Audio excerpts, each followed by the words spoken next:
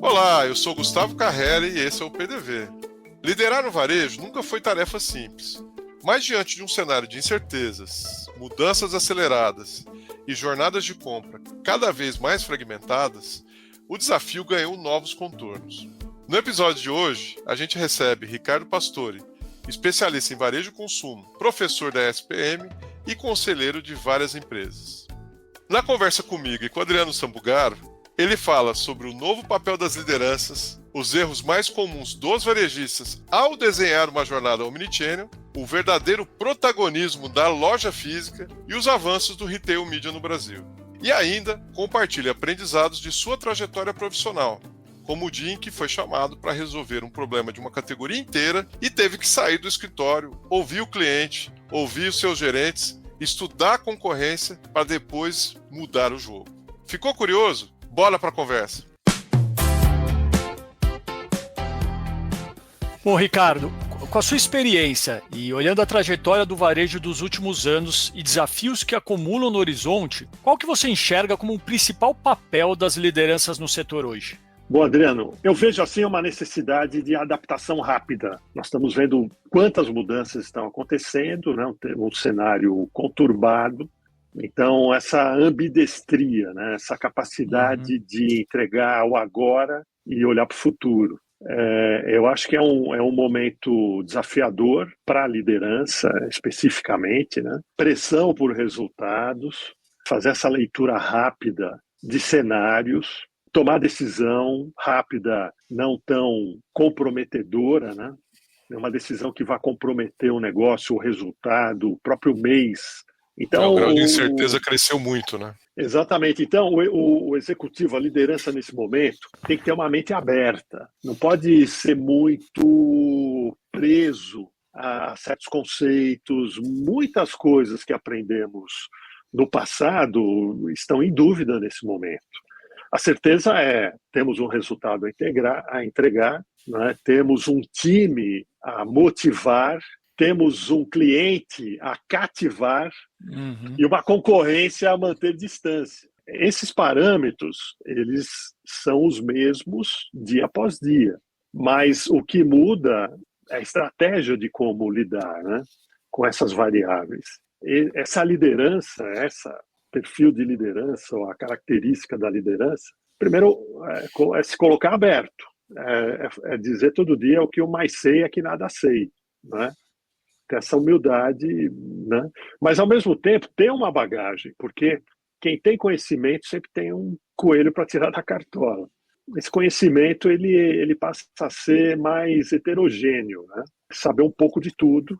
Eu não digo assim ser um cara ansioso para tentar buscar uma solução, o que está acontecendo, quem é o cara, quem é o mentor do momento. Não é isso, né? Eu acho que é fazer as devidas observações internas e externas, tratar isso internamente com os pares, com os stakeholders, com os superiores, né, de uma forma ágil, construtiva, enfim, ir para frente. Ô, pastor, eu sei que você foi e ainda é conselheiro de várias empresas varejistas, alguns supermercados, inclusive. Você conseguiria dar um exemplo dessa demanda, dessa exigência? Um exemplo prático de alguma rede, não precisa citar a rede, mas de como uma decisão foi tomada ou como ela deveria ser, enfim. Então, um exemplo que eu dou, quando eu comecei no macro. Então, eu estava chegando do Pão de Açúcar, varejo, consumidor final, e indo para o macro, um autosserviço para a pessoa jurídica. E eu cheguei lá, passei a lidar com algumas regras internas, que não, aqui a gente trabalha desse jeito, aqui não fazemos desse outro, né?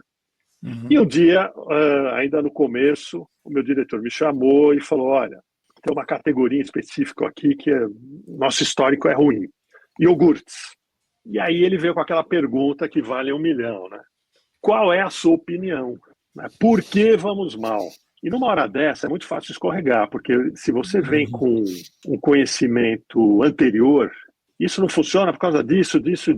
Pode ser que você se engane, porque você está num outro contexto. E aí, o que eu aconselho é sempre responder da seguinte maneira: não sei, mas posso saber. Então, a vantagem do líder que tem um preparo, o cara fez faculdade, fez uma pós, aí ele faz uma especialização, ele se mantém informado, então ele tem capacidade crítica. Então ele sai e fala, você me dá um dia, você me dá 2 dias, né? Eu volto aqui com a resposta. Ele dá uma estudada no assunto, vai a campo, o que eu fiz na época, eu fui a campo, visitei a concorrência, que eu já conhecia, mas eu fui com um olhar específico sobre aquele problema, aquele desafio. Usei algumas ferramentas e fiz ali um diagnóstico. Olha, nós perdemos em espaço, o espaço do concorrente é maior que o nosso. Nós perdemos em mix de produto, a variedade é maior que a nossa. Nós perdemos em comunicação, a única coisa que nós ganhamos, preço. E mesmo assim o desempenho era ruim. Eu falei, diante disso, a minha posição, se você aprovar, aí eu inverti, joguei a bola para o superior, eu vou chamar os fornecedores, eu vou ampliar o mix. Ampliando o mix, eu vou gerar maior volume de compra. Gerando volume de compra, eu vou conseguir verba promocional, eu vou investir promocionalmente, vou alavancar a venda. E o preço, que eu tinha vantagem, eu subi o preço. Né? Eu encostei o preço na concorrência. Não era ele o motivador, né? Não era ele o motivador. Se fosse, estava vendendo bem, né? Exatamente. Né? Então deu um resultado assim que nem eu esperava. Né?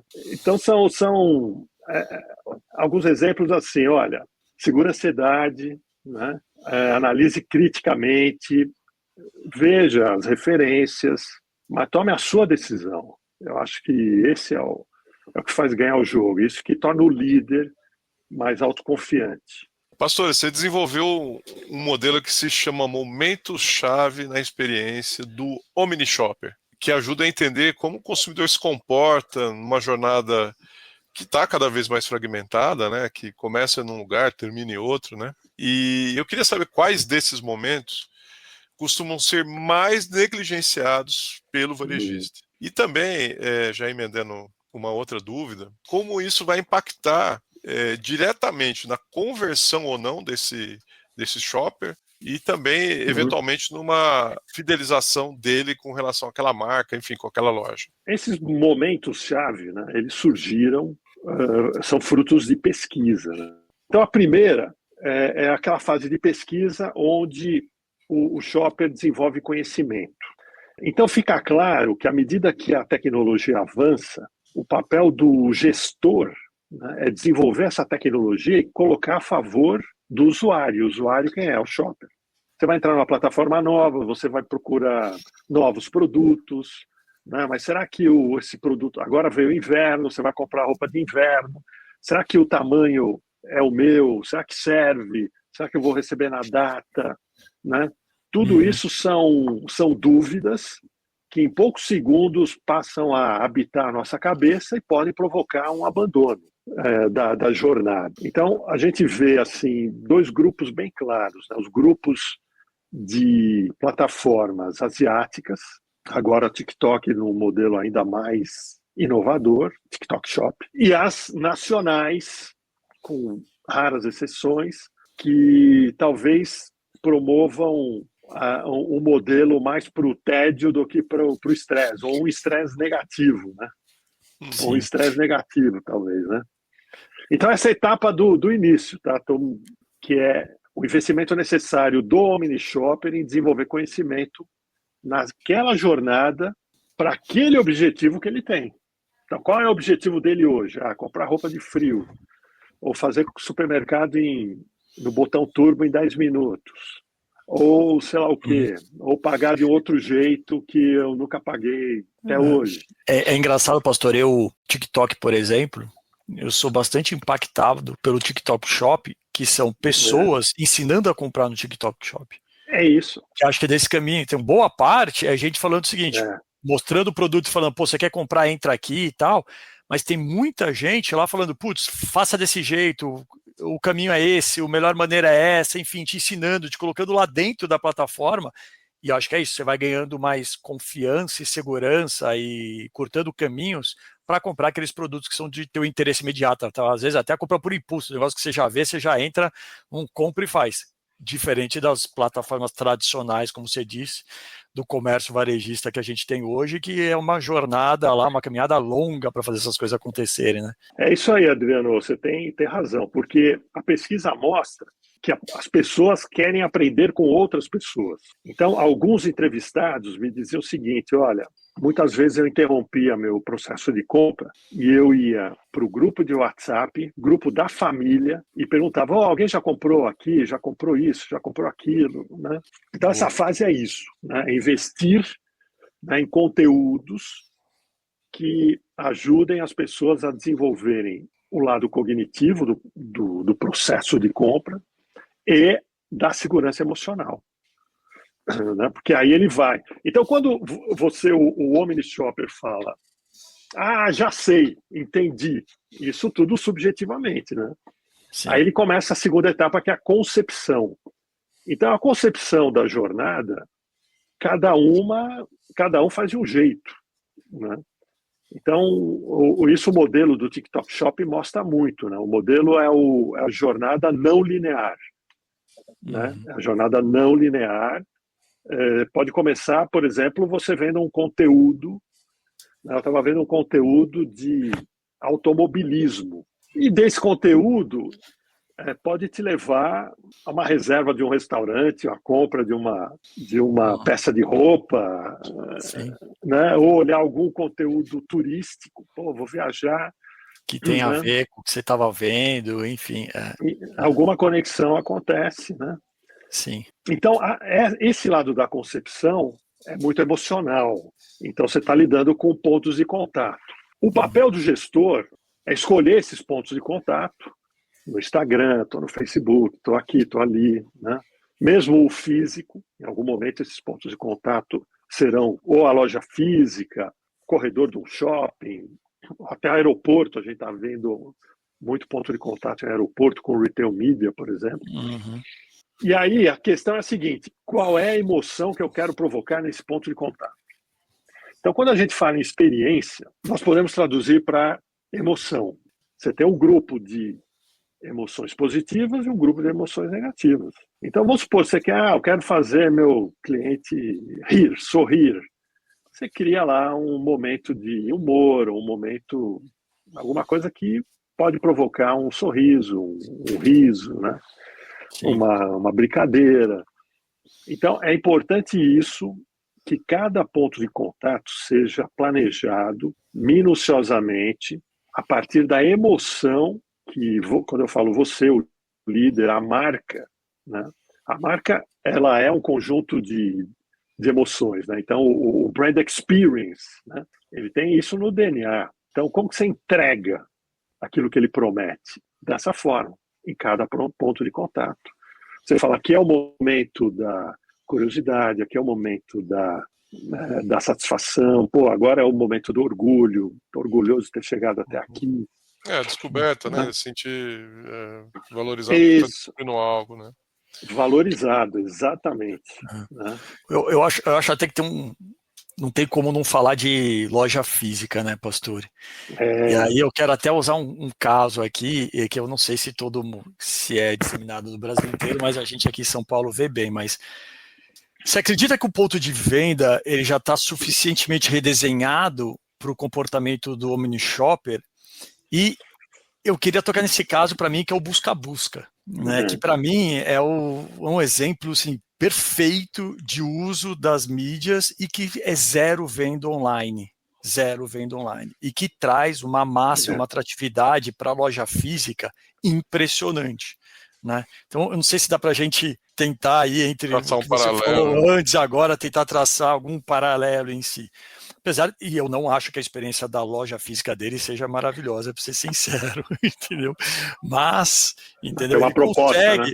Pela proposta, isso aí, mas eu acho que ele consegue, de alguma maneira, ele consegue criar pelo personagem que ele criou em si, e pelo que ele fala, pelo que ele vende, a forma, enfim, tudo que tem por detrás daquilo, que tem a ver com o que você estava falando antes, de criar esse ponto de emoção, de conexão, né? E que faz as pessoas quererem se deslocar para regiões específicas para vivenciar aquilo, entendeu? E ter curiosidade de ver tudo aquilo que ele está falando, aquela experiência que ele fala, né? Enfim.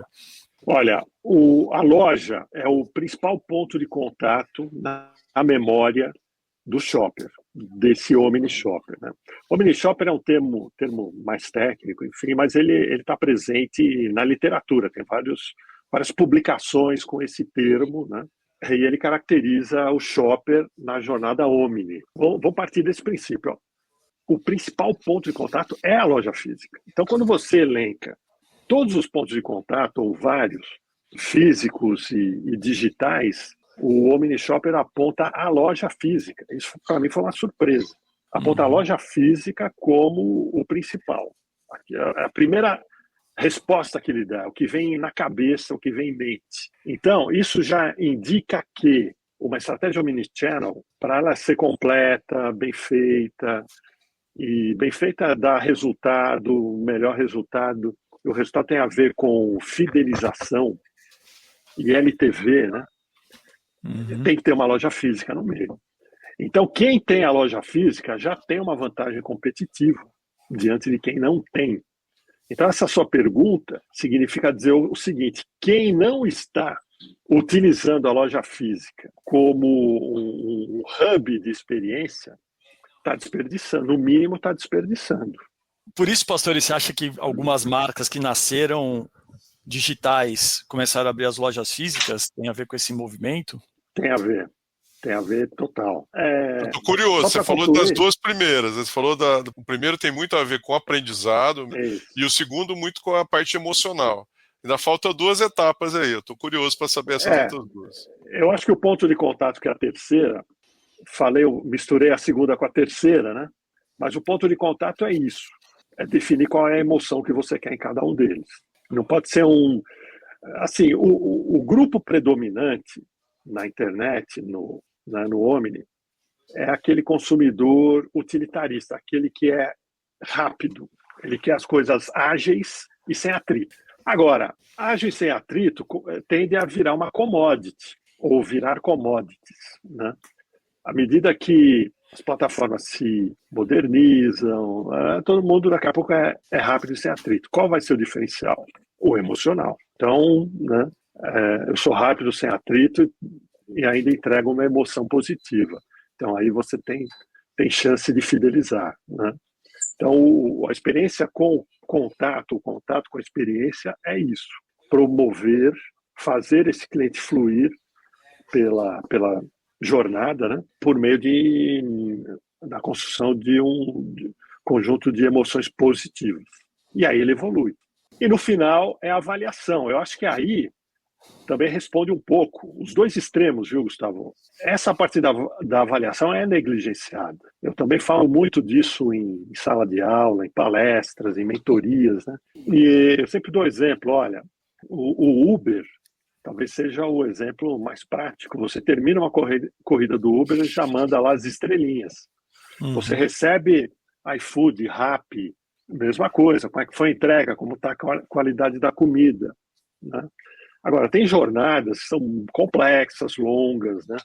O ideal é ir avaliando, se não em todos os pontos de contato, naqueles mais importantes. Porque uma coisa assim, todo mundo usa, ou quem usa NPS, e NPS é no final de tudo. E o antes, e o durante. Então, é muito comum, assim, algumas equipes de loja, e a gente como cliente percebe isso, eles abordam e falam: olha, seu Ricardo, por favor, capricha na avaliação, mas não dá 8 não, viu? Tem que ser de 9 para cima. Por quê? O NPS, né? A gente sabe que o NPS 9 e 10, que é o defensor lá, né? De 8 para baixo já é o neutro. E abaixo de 6 é o detrator. É o promotor, o neutro e o detrator. Então, quer dizer, é muito risco para você colocar no final. Às vezes tem muita coisa boa que acontece e você não avalia exatamente. E deixa para fazer uma única avaliação para vários pontos de contato. E quando vem a nota, onde que a gente errou? E essa resposta é tão importante, Gustavo e Adriano. Se eu fosse ainda executivo, eu trabalharia com isso todo dia. Eu pediria para o meu time falar: eu quero saber logo cedo o painel de avaliação do dia anterior. E aí eu me reuniria com o meu time, com os executivos, para dizer, olha, a avaliação desse ponto de contato não foi legal, vamos corrigir. Você estava falando do NPS, eu estava lembrando de algumas experiências de loja que você faz avaliação no caixa, né? Então, no teu momento de compra que você está pagando, é naquele momento que você faz, né? E efetivamente, né? Se eu não comprei, então eu não avalio. Quer dizer, como é que foi minha experiência na loja em si, né? Enfim, faz sentido. Muito legal. Falando especificamente das lojas físicas, você acredita que o ponto de venda já está suficientemente redesenhado para o comportamento do omni-shopper? E que exemplos, Ricardo, positivos e negativos você destacaria? Um exemplo, vou começar pelo negativo, não vou citar, lógico, mas é assim, você ganha um presente, fim de ano, aniversário, seja lá o que for, é uma marca bacana, de bom prestígio, produto de ótima qualidade, aí você experimenta, estou falando de item de moda, no meu caso, moda masculina, você experimenta, não serviu, você quer trocar, né? Aí você entra no site e não encontra. Aí você é obrigado a ligar, fazer uma ligação, ou entrar no site do shopping, localizar a loja, ligar na loja, toca o telefone, hoje é algo estranho, e quem está ligando? Alguém atende, aí você conta toda a sua história, ganha um presente, para ouvir um não. Ah, não, se só trocamos os produtos comprados online. Se você ganhou de presente, você tem que procurar uma loja. Né? Aí vai lá você, na loja, trocar aquilo que você comprou, aí o vendedor fica se esforçando para vender algo mais, enfim, tudo bem, né? Esse é um exemplo, como a gente está em fase de mudança, é muito mais comum você ter ainda lojas no modelo antigo, fazendo uma migração do jeito que dá, uns vão mais rápido, outros menos, né? Franquia, por exemplo, costuma trazer experiências negativas, né? Outro período de pico de venda, também não vou falar que vai ser fácil identificar, mas uma das principais datas do calendário, imagina, aí você vai lá, quer comprar coisa para você, para casa, para parentes, né? Tem um produto com tais características? Tem, mas não chegou, aquela brincadeira, né? Que já vimos aí nas redes sociais, coisas que só acontecem no Brasil. Tem, mas está em falta. Tem, mas não chegou. Tem, mas acabou. Tem, mas acabou. Então, tem, mas não chegou. Quando vai chegar? Não vai chegar, porque é um produto que só vai para as lojas da marca. Essa daqui é uma franquia. Então, como é que eu faço? Eu tenho que comprar online. Se eu comprar online, posso pedir para retirar aqui? Não pode. Então a franquia ainda não estava integrada na estratégia omnichannel da marca, né? Sim. Que acaba privilegiando as lojas próprias e deixando as de outro CNPJ para depois. Realmente é uma dificuldade de integração, a gente sabe disso, né? Mas os primeiros, então na positiva é um caso de integração de até multimarcas. Então é o caso, vou citar aqui a Neomode, que é uma plataforma, né? Omnichannel, está integrando uma marca bastante conhecida de moda, inclusive as lojas próprias, as franquias exclusivas e multimarcas. Então você pode comprar uma loja, um jeans dessa marca e trocar numa multimarcas. Já pensou? Aí sim é uma integração total, né? Então a gente está vendo gradualmente esse processo se expandir. Tem mais, eu ia citar mais algum caso. Bom, eu acho que a gente tem que citar, dar todos os créditos para o trabalho que o Magalu vem fazendo. Tem a nuvem própria, o cloud, né? Magalu Cloud, sei lá. E eles desenvolvem uma tecnologia proprietária e que promete fornecer para até outros varejistas, começando com a nuvem, né? Sim. Então esse é talvez um exemplo brasileiro mais avançado. Eu gosto muito do Rap Turbo. É impressionante, promete em 10 minutos e entrega em 8, né? Compra de supermercado. E esse modelo de recorrência, né, de clube de compras, Amazon Prime É um bom exemplo também. Eu tenho algumas assinaturas, café em cápsula, alguns produtos de limpeza. Algumas categorias eu não compro mais no supermercado, elas chegam por meio de assinatura, né? Então eu acho que esse desenho híbrido é o que vai não digo perpetuar, mas é o que vai dominar aí muito, né, a experiência de compra. Pastor, essa parte de varejo e inovação, a gente sempre conversa sobre isso, né? Às vezes caminha em velocidade diferente, né? Por exemplo, o uso de dados para tomar de decisão, o uso dos dados do CRM, enfim. Você acha que a gente está em que estágio disso? O pessoal já entendeu a importância disso? Ou estamos ainda engatinhando?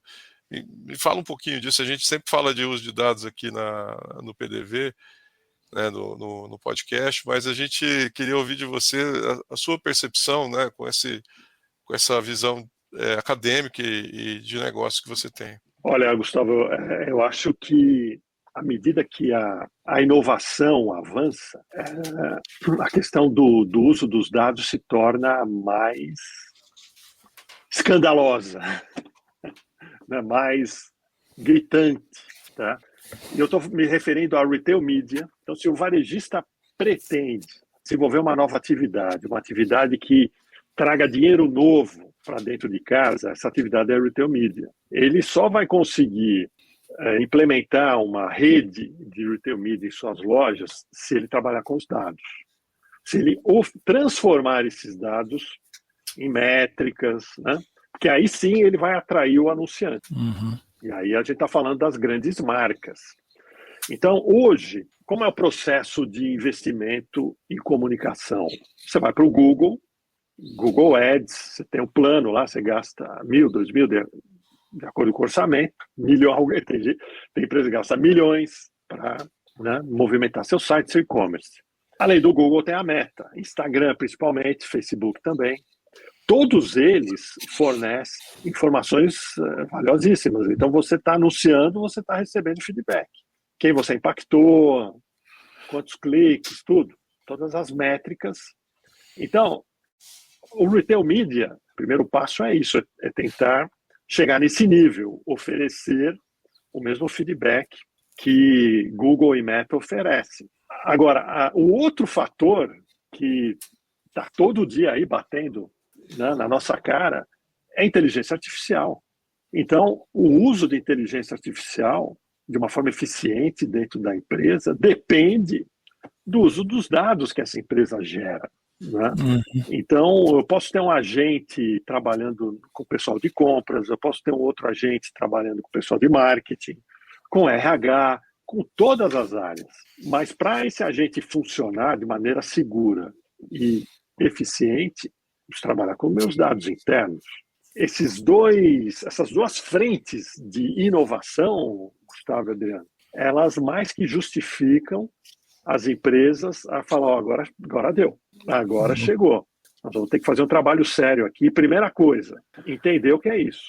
Principalmente supermercados e farmácias, as empresas de autosserviço, eles fornecem dados de sellout, às vezes gratuitamente, em troca de algum serviço, alguma informação. Então, isso tem muito valor hoje. Eu gero dado de sellout.